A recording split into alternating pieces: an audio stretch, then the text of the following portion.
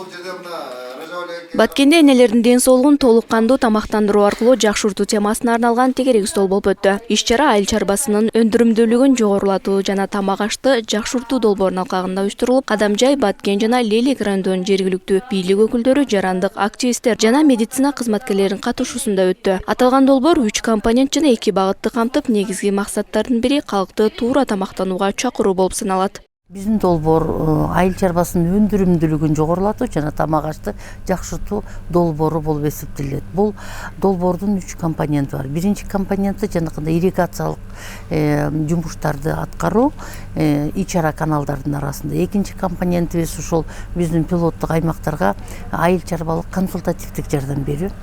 Үчүнчү компонентибиз жана тамак ашты жакшыртуу долбоору эсептелинет. Ошо биздин тамак ашты жакшыртуу компонентинин негизинде биринчи медицина кызматкерлери менен иштейбиз.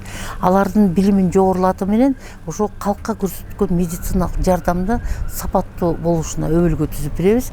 Саламаттык сактоо министрлигинин эң акыркы нормативдик документтеринин негизинде семинарларды өткөзүп, алардын билимин жогорулатабыз. Экинчи багатыбыз элдин арасында. Элдин арасында ушу туура тамактануу, аз калымдуулуктун алдын алуу боюнча ар кандай жолдор менен ушу элдин тамак ашка, тамактанууга болгон мамилесин өзгөртүүгө аракет жасайбыз.